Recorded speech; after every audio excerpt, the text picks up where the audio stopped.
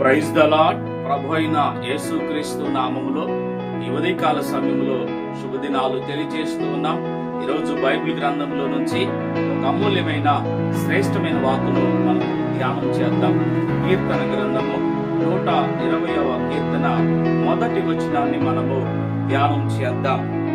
నా శ్రమలో నేను యెహోవాకు మొరపెట్టి తిని, ఆయన నాకు ఉత్తరమిచ్చెను. Praise the lord.